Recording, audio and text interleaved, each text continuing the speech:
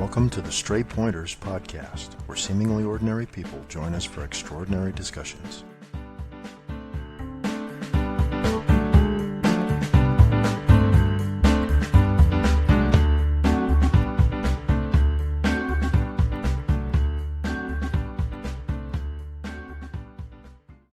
You're listening to Season 1, Episode 15 of the Stray Pointers podcast.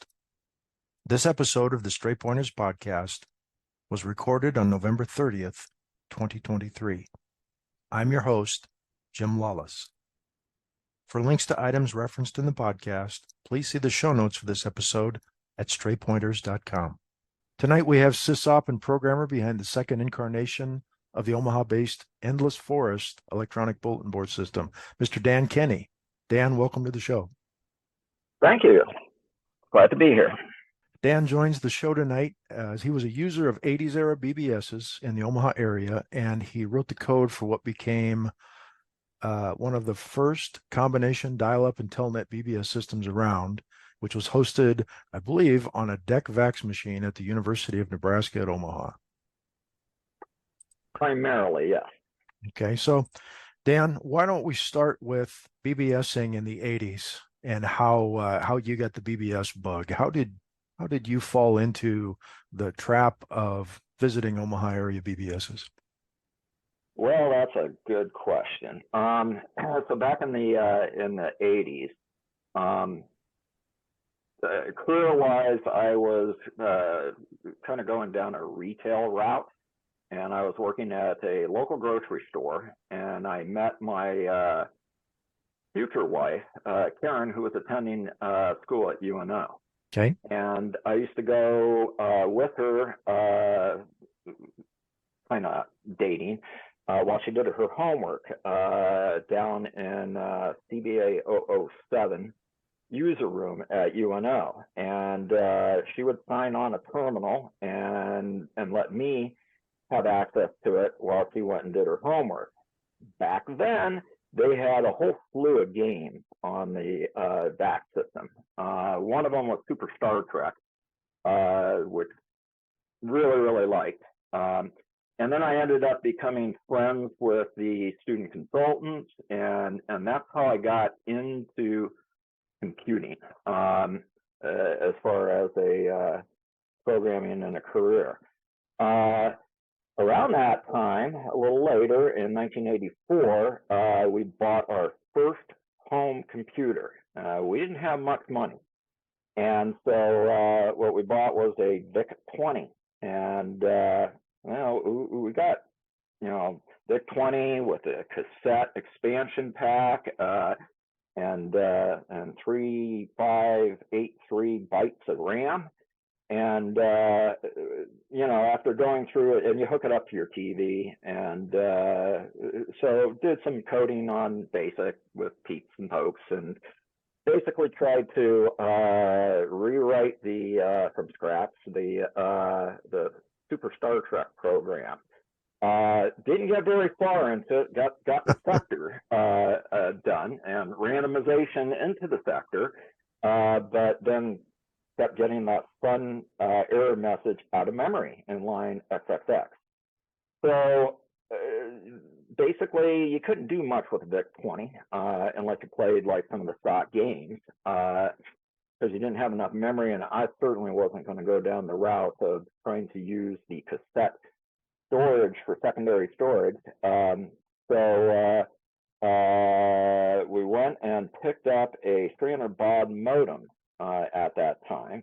I had seen posted up at like the grocery store, people would have like lists of bulletin board systems, or come visit the Magazine or Magazine, however you pronounce it. And so I knew about CompuServe, and I'm not sure if AOL was in the heyday back at that time in '84. It goes, but, yeah, I don't, AOL wasn't. I think within another couple of years, there was a precursor to AOL that was Commodore 64 specific, and the name escapes me right now. It's going to hit me right while you're saying something important later in the show. Yeah, always works that way with Murphy's Law. Yep. So needless to say, that cost money, and we were, poor, struggling students and programmers, struggling programmer, I should say. And so when we picked up the modem, then I dialed into my very first BBS, and that was Split Infinity. Liked the whole setup, had to tweak the software a bit because we only got 22 characters per line, and I really couldn't read the screen very well unless I turned word wrap, line wrap on, and that made it readable, but of course I had to scroll through a whole lot of a particular message, whereas people that had 40 characters on the screen or 80 characters on the screen, they got a lot more real estate in their messages. But kind of the way that I approached BBSs at that time, I was, my standard machine was a DOS machine, or my leanings were towards Microsoft DOS at that time. I went and visited, I did not have a DOS machine at that time, so downloading software didn't help me. I didn't have an Apple machine at that time. So, visiting the pirate boards and places like that didn't help much. So I was pretty much after just, sociological interaction. And that's when I tripped on the Endless Forest. They had a pretty broad swath of denizens, and quite a few subboards associated with it that touched on areas from technical to one of their subboards was other debates and insults. And that was a great board for doing some interaction on some controversial debates. And then they had a poetry subboard, which attracted some quality people. So basically, I spent most of my time at Endless Forest. Now, do you know what kind of hardware this was running on at the time? Yes, I do. So at that time, in 1983, October 1983, the Archer was the sysop, and he was running BBS, if that rings a bell. It Well, go ahead. It doesn't to me. Was that okay? So this wasn't a homebrewed BBS system then. This was a commercial BBS product. Yes, yes. Initially, yes. So my understanding is in 1983 it was running GBBS, and then in 1984 they switched to networks. And again, I've never had an Apple, so I don't know what the software looks like, but I did remember hearing about networks as far as BBS software in the day. And then in 1985, one of the users who went by the moniker the Rit hacked up a version of networks and used AppleSoft /6502 assembler, and that's what it was running from 85 to 1990. Now, what did this have for storage throughout these different phases? Was this all floppy based, or were they one of the lucky places around that a hard drive? Yeah, they were. Initially, it was floppy based, but in in 1985, the Archer no longer could be the sysop of the BBS, so he had a friend named Night Stalker, and he took over the operation of the Endless Forest BBS. And at that time, they had a 5 megabyte Corvus hard drive. Okay. And it was notorious for crashing and eating some of the message posts. But I mean, he had that 5 meg Corvus hard drive all the way through till 1990. Okay. Well, it sounded like there were a lot of forums, a lot of users. They had to either have a lot of storage, or the system had to be pretty clever about how the messages were stored. Was there Yes. was there a lot of churn? I mean, did you have to get on once every 24 hours, or the messages would kind of scroll away into the ether? No, it wasn't that bad. No, they had it was pretty static as far as the messages. I don't recall the I do not recall the maintenance that was done on the old system, on the Apple system, but it wasn't like you would have your messages cleared off within 24 hours or a week or a month. Was this the primary? You mentioned this was the primary BBS that you frequented. Do Yes, you remember any of the others in the area that you hit? You mentioned the Mages Inn, yes. and you mentioned Split Infinity, which that was my first BBS too. I had seen an ad for it actually in a trade magazine. I think it was Creative Computing, but I can't prove that. I haven't been able to find the ad, and I don't have the magazine anymore. But there were hangouts like Sanctuary that sound a lot like what the Endless Forest was, that were primarily message oriented and that sort of thing. Did you visit any of those?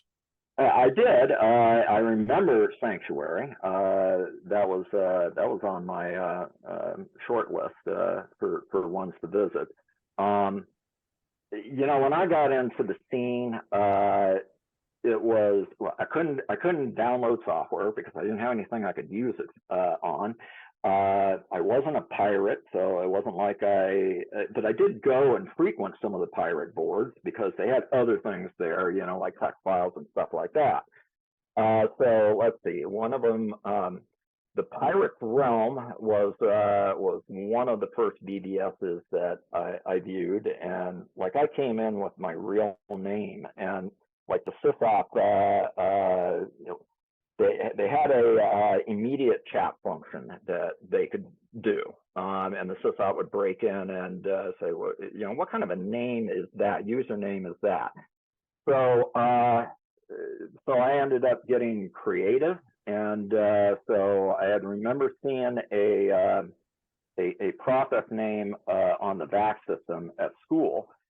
Somebody had CPU Eater on that, and like everybody was putting Captain or Admiral or something like that. So I changed my name to Captain CPU Eater, and yeah, and that stuck with me for a long time. So Uh, so just Go ahead. quick story about my handle. I used syntax error as my handle, That's a good one. but I spelled it wrong. So it was CINTAKSAIRER.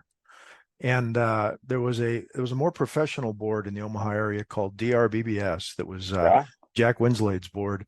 I used my real name there, but my last name is Lawless, Lawless. They thought there was an ongoing debate when I signed on there. Is this one of the kids from the Brand C pirate boards, do you think? And Yeah. I kind of was, but I just happened to be using my real name at the time. So Yeah, I could see where they'd have some issues with that just to make sure. But yeah, I do remember DRBBS, and I do remember the name Jack Winslade. So so that's how I got with my handle. I got to be, well, first off, you can't do much of anything on bulletin board systems because of the level structure on that.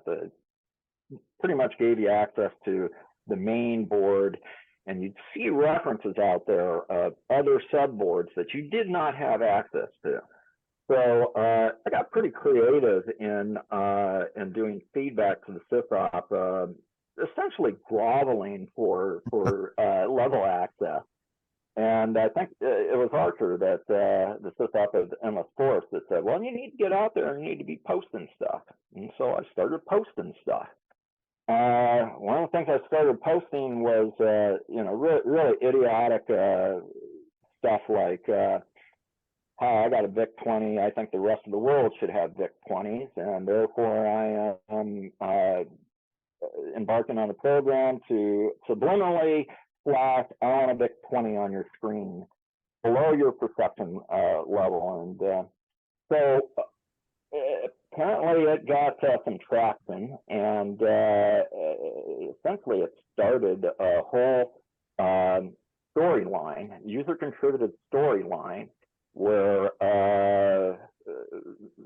essentially I was trying to take over the world and subjugate it all to run on VIC-20s.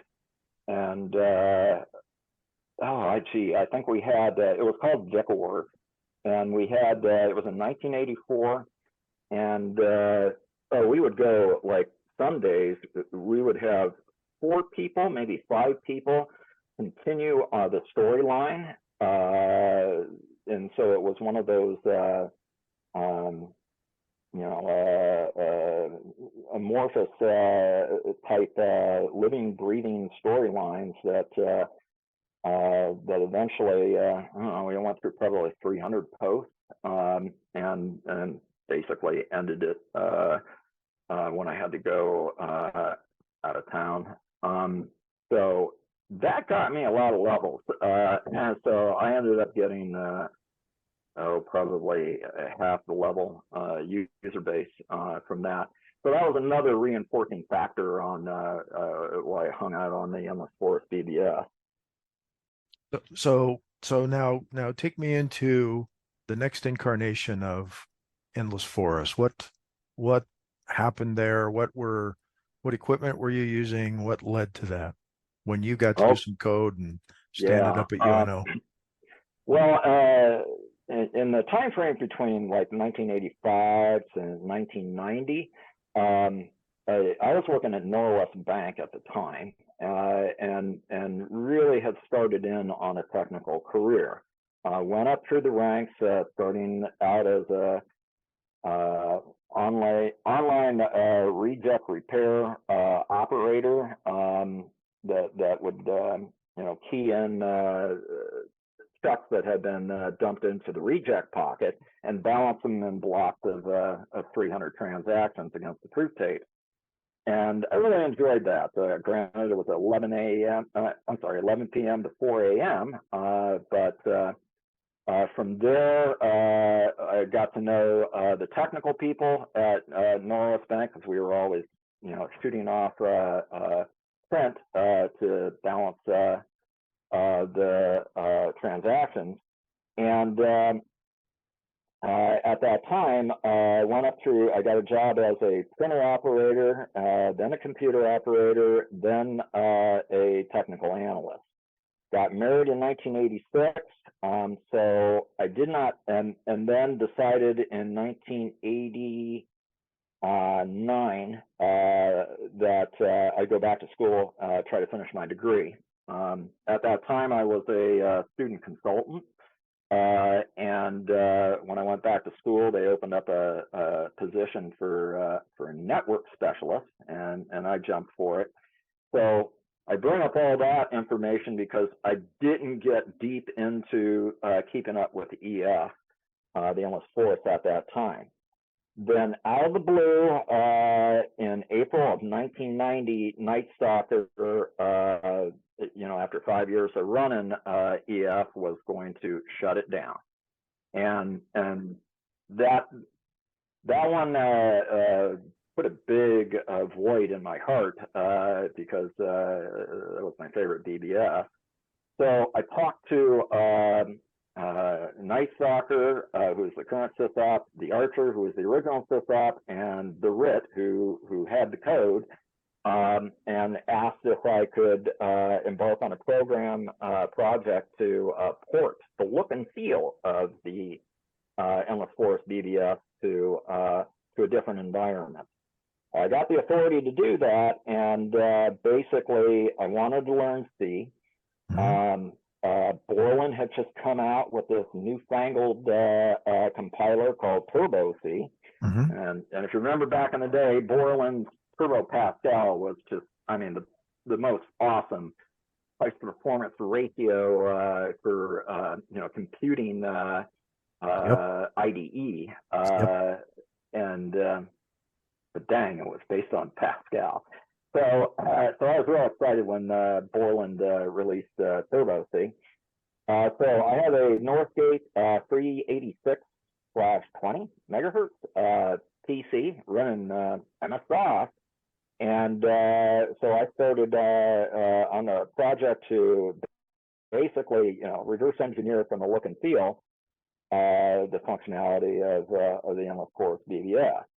Part of EF is they had little cute things like if you're at the standard prompt and you mistyped a character, then it would shoot a backspace through, send off a little message like, say what? And then backspace it back and then give it to you. ASCII tricks. So I went through that exercise and learned a lot on C. Wasn't the most well-designed BBS, I would say. Back then we were coming out of modular programming, structured programming, top-down, so on and so forth. So object-oriented programming wasn't even on the radar for things yet. I suppose it was out there in some of in Haskell and some of those programming languages. But went ahead and did the lion's share of putting the look and feel under the DOS Borland Turbo C. But I also had access to a VAX system because of school and consultant at UNO. And they had just got a few research computers dropped on them by Digital Equipment Corporation that were RISC-based. So there were a couple of DEC stations that were available. Because I was a network specialist, I was in the main office in Epley and got to know the system manager of the academic computer system. Did a lot of support for the people that were supporting the student information system, which was running on a IBM mainframe, COBOL-based system, but I was pretty familiar with TN3270 and other protocols. So I got the go-ahead to basically compile it against one of the DEC stations and run it as a student programming project in the informal sense. Okay. Can I ask you? Sure. I assume the storage was a flat file system, not any type of exotic database or anything like that behind it. Yeah. Nope. Oracle was out at that time, but Oracle. Most of the people that were doing Oracle were doing it on floppies, huge amount of floppy, and so at that time, it was an ISAM-like system. Flat files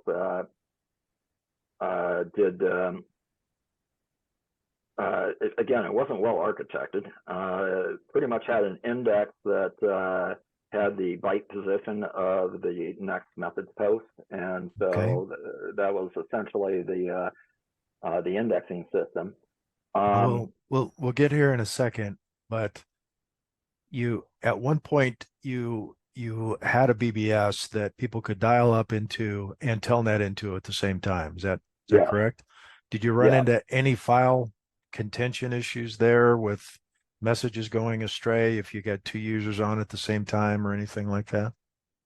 Well, no. I was using the standard simple locking on the operating system. Okay. So if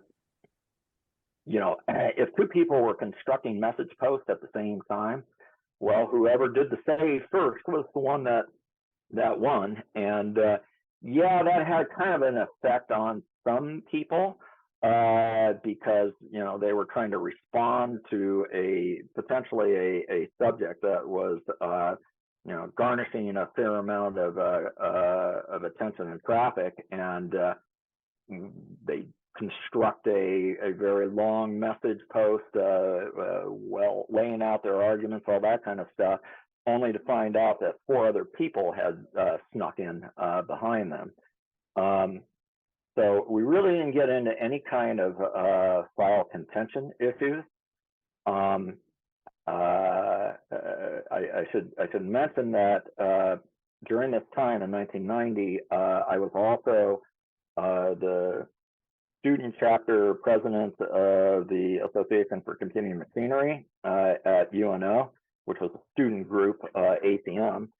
And 2 of my colleagues, very enterprising individuals, had gone down to the surplus, where they have tech surplus stuff prior to being, sold on the open market, and they hauled out a VAX 11750 that used to be the old bookstore purchasing system. We had these enterprising individuals had talked to Dr. Eric Manley at the chemistry department, who had a user room, climate-controlled user room, and basically we were allowed to set up the VAX system in the climate-controlled user room and use that user room as a in-between classes type of hangout. Eric Manley is a great chemistry professor and associate dean.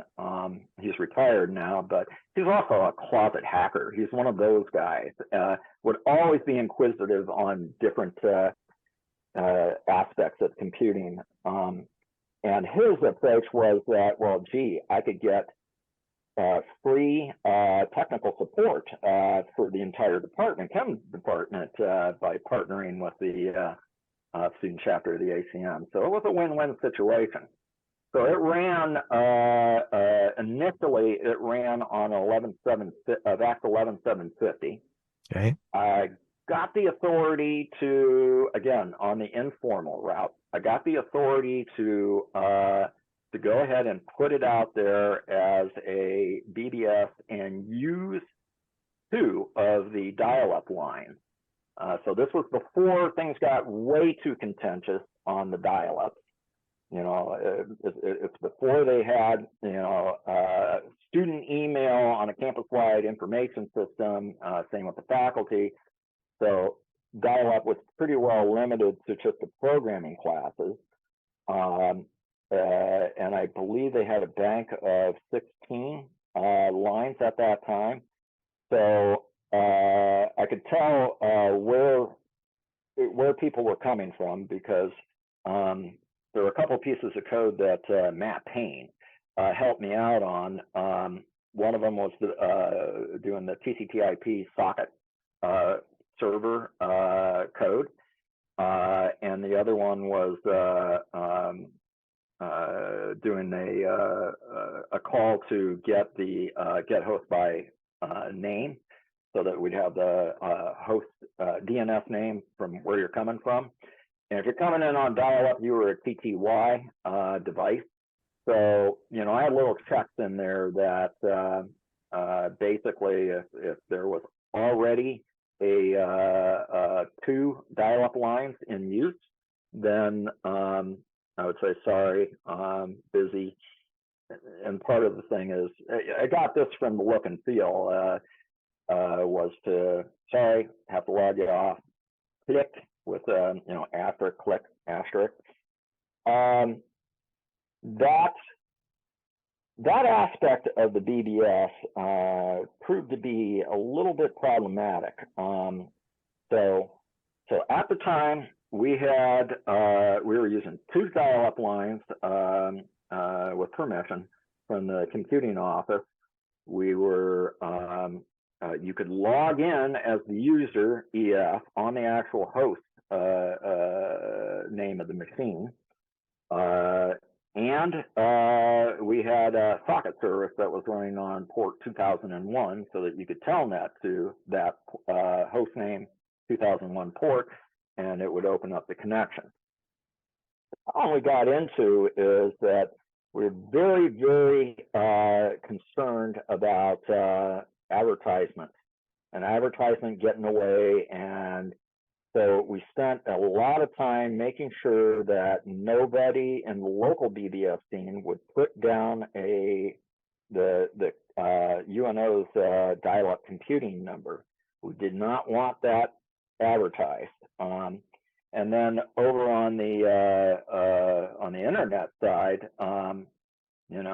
eventually, I think it was in like 91 or 92, that we got listed under all.bbs.internet. We also got listed on Yanis internet list, and we get these floods of people coming in, and so we were trying to basically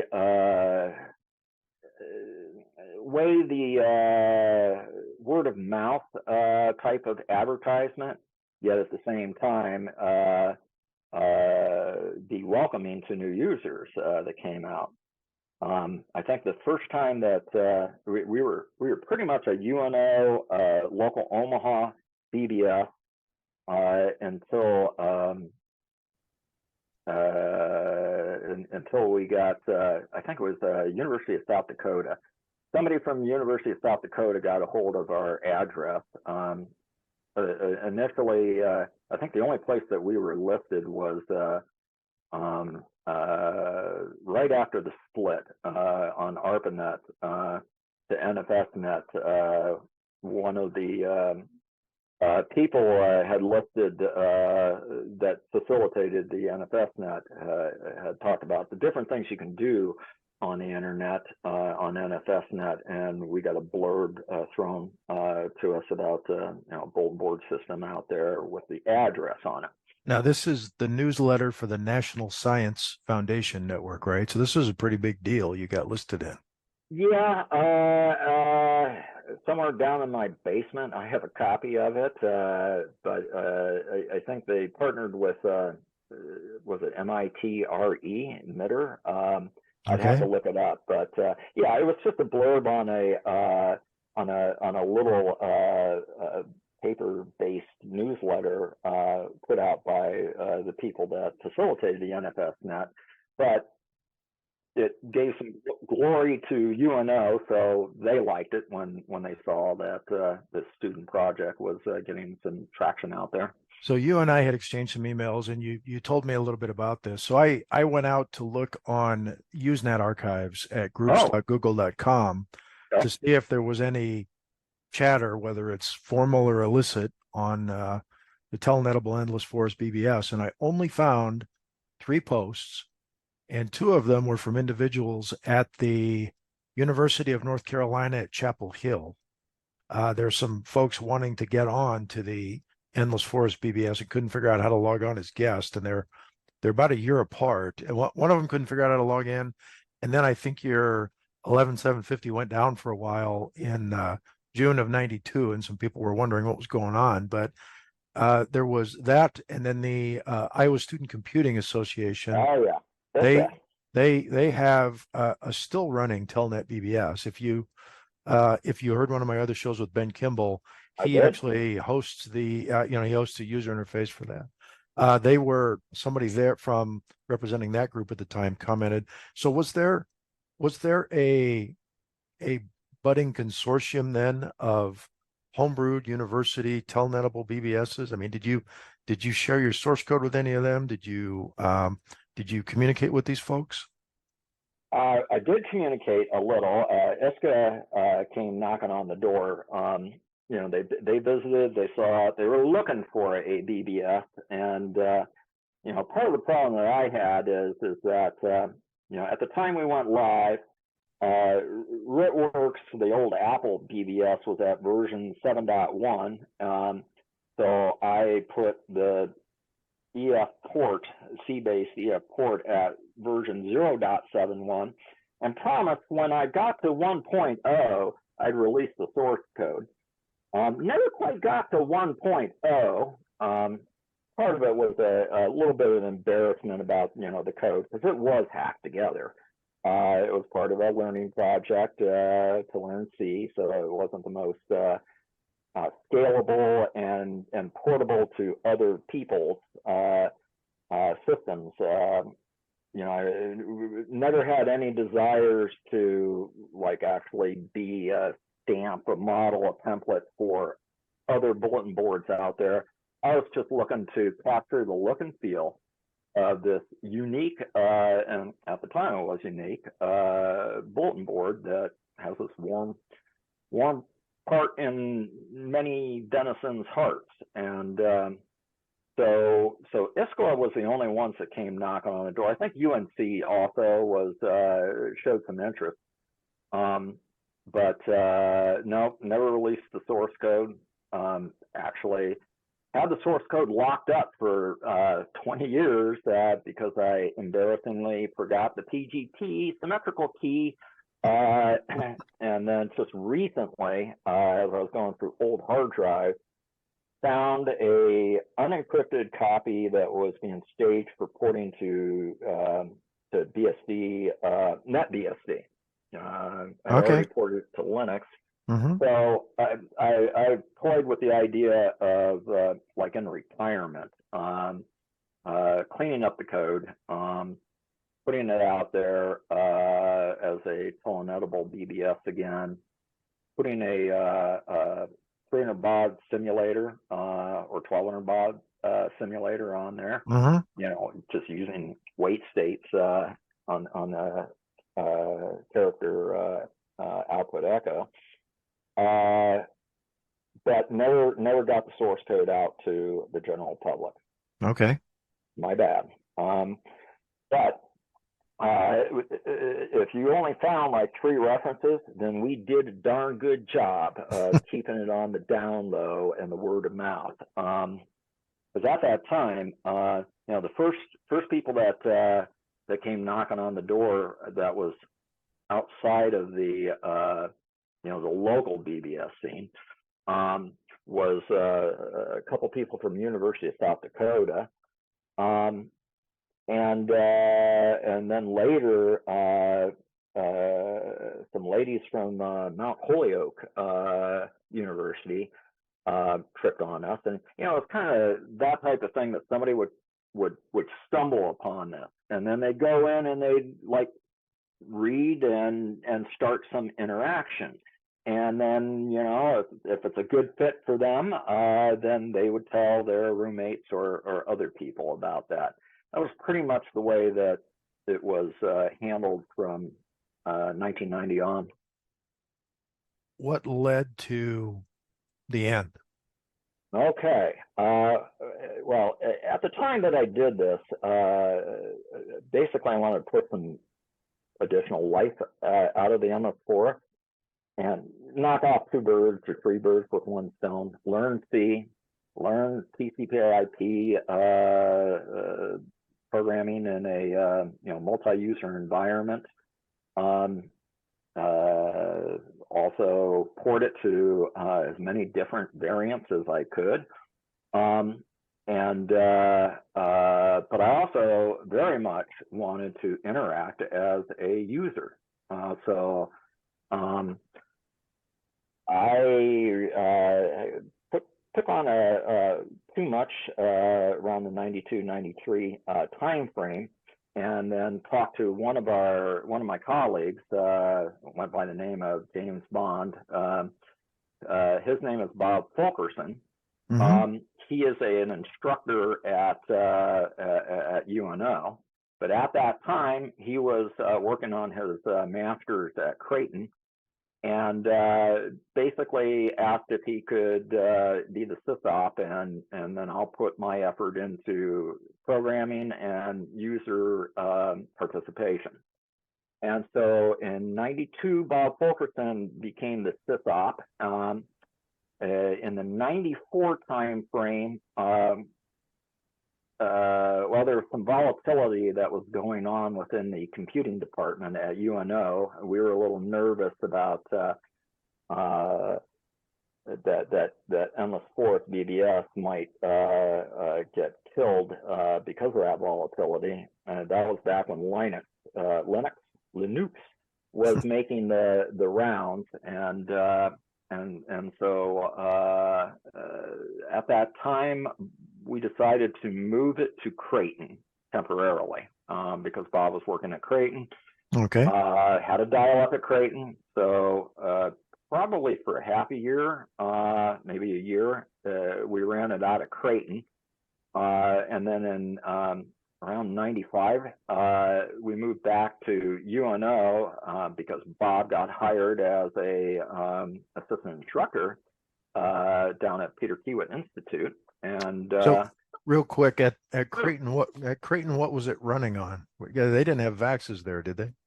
No, it was running on a Unix box. I do not have the details of exactly what the Unix box was. Okay.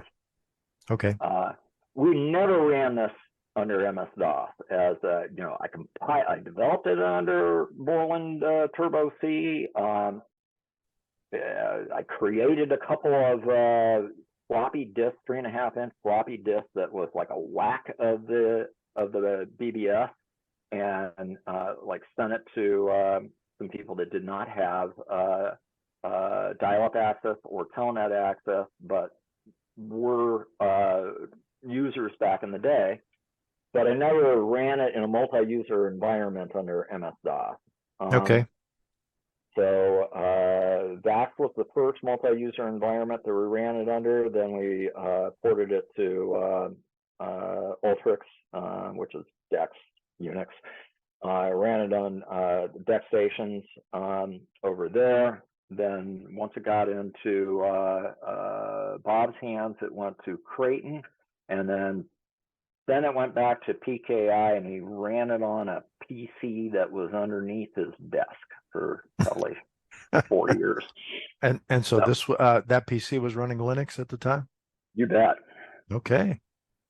Part of the problem on this was I didn't build in maintenance like I should have. So maintenance was always a pain to re-index, to lob off a good chunk of the message posts within the boards, and yet not so much to like reset it to 0 messages available. And so I continued to do the maintenance on that periodically. One of the subboards I never cleared. That was the poetry subboard, which I am not that artsy in the poetry world, but we really did attract some very prolific and talented individuals on the poetry subboard.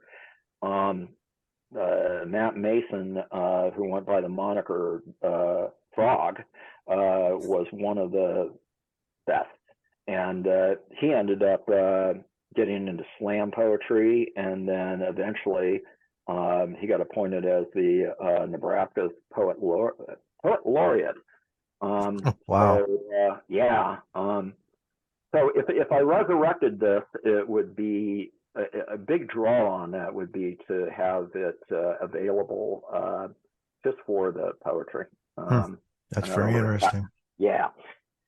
So then I'll give you the story about how users can bring down a system.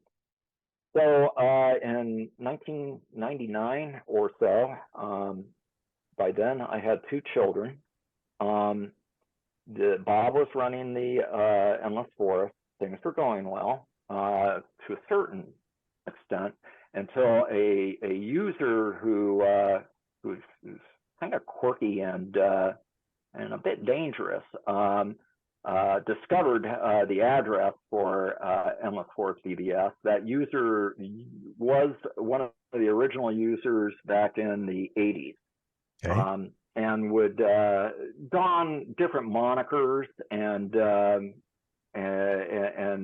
very intelligent individual or set of individuals, but definitely pushed the edge of many things. So that user came back in and was starting to make people nervous, posting stuff that was like graphic stories that were very intricate, well presented, but disturbing. I mean, you walked away from these message posts just basically, this person has some problems, and So, at first people just ignored it. And then that person became more aggressive and would start locking onto individuals and then using them in their message posts and basically doing the equivalent of stalking or harassing individuals. Well, it got to be so bad that we had a meeting with Bob and myself, and Bob's concern was he was getting more and more visible out there because of his academic work, teaching work at University of Nebraska in Omaha, and he was, admittedly so, concerned about this person who would be able to lock on to his address. Back then, things were getting a little easier to be able to look up people, cross-reference people, get home addresses, and things like that. So we talked about it and jointly decided, yeah, we will shutter the Endless Forest BBS. And that was about the year 2000. After we survived the Y2K disaster. That's a pretty good run. I don't Yeah. think most BBSs in the area live quite that long. So DRBBS held out for a while, and Jack was running it on some Unix gear for a while, and he for a long time he had a Usenet Echo conference on one of the subboards that was drbbs.chatter or something like that. But Cool. most of these just kind of, most of the folks that were, a lot of the folks that were doing it for the hobby, they just kind of folded up as the hobby got boring for them. Others turned into internet service providers, and right. Then internet web boards started to show up, and that was kind of that. So I'm kind of amazed because the mid 90s is really when a lot of the local BBSs were shuttering or becoming ISPs, and you guys went on for another 5 years. Yeah, mid 90s was where we're actually getting into our heyday. 91, early 90s, the heyday. Mid 90s, we were in full force. Nowadays, back in the 90s, people knew about Telnet. They used Telnet all over the place. Nowadays, you wouldn't run it under Telnet. You'd run it under SSH. And for the clientele, for a lot of the people that were our clientele, they were not low-level techies by any stretch of the imagination. They were, trying to get SSH working against, say, a non-standard port like 453 or something like that on Apple. It takes a little bit to create it as a script file, but yeah, I think that had a fair amount to do with it. I don't know. I'm not sure why BBS is just went by the wayside. But I will tell you that when my children started growing up, and then they were discovering things like Tumblr, and wanted to have a Facebook account, and they were a little older, so they weren't young enough to or old enough to get into MySpace or anything like that. That whole social media, we get into little conversations about, well, let me tell you what social media was really like back in the day. And I mean, if I look at the technology landscape, I mean, back in the 80s, we actually used the deck writers down in below the library. They had a user room that had teletype deck writers that had the old acoustical couplers for modems. Wow. They ostensibly were for RJE, job submission, using Lincoln's mainframe, which was where they taught things before they created a local campus-based academic computing environment. But yeah, we had actually gotten on there, and we discovered that they didn't have the telephone numbers locked down. We never did poll calls, but we did call local BBSs and run it on the teletype, and that was kind of interesting. I got a big spool of print that one of the early users who was going to go into the State Department, was getting hired by the State Department, gave to me as a archive file. So I don't know what I can do with it, but it's just a dump of that person's travels in early Endless Forest days from down in the library. So if you could do anything different across, the breadth of your intro to BBSs and then designing and implementing that second coming of the Endless Forest BBS, what would you do differently? I'd do many things differently. First and foremost would be to build in maintenance as part of the, I put all the effort into trying to capture the look and feel of it and sacrificed, some of the more gnarly pieces like doing maintenance. Would have done maintenance, have that built in, would have shared the source code, would have done would have gone into it with an idea that this is not a personal project, student project, personal project for me to learn C, and actually go into it with the idea that I want to make it available to others. Now, one of the downsides of that is Endless Forest's look and feel was unique. Was no other BBS out there that had the kind of quirks and hacks and other things like that, the personality of the user interface. If I'd have to build in something so that, once you start cloning BBSs out there and they're all using the same interface, and that's one of the selling points for this particular BBS, to kind of dilute the value of that. So Sure. I'd have to build in different interfaces, or at least keep some things that were just unique to EF. So those are the two big things. I would have gone into it with an idea of, hey, let's share. Let's make this available. I quite frankly was astounded that ISCA came knocking on our door and UNC wanting to have copies of this. And it could have been leveraged for like a student user group, mini Usenet, so to speak. But those are the things I would have done differently. Okay. Any parting thoughts for both of my listeners? Yeah. No, not really. I just I have a lot of gratitude towards the people and institutions that I've met along the way. One of them being UNO. Very, very nice people that were working in the computing department that were in charge of academic computing that really gave us the flexibility to be able to run this as a skunkworks type of a project, and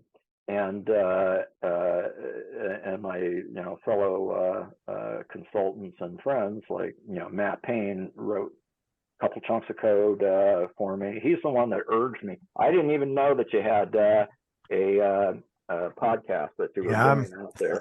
I'm trying to get Matt on here too, and I think he's just throwing other people my way so that he doesn't have to. He's deflecting. That's right.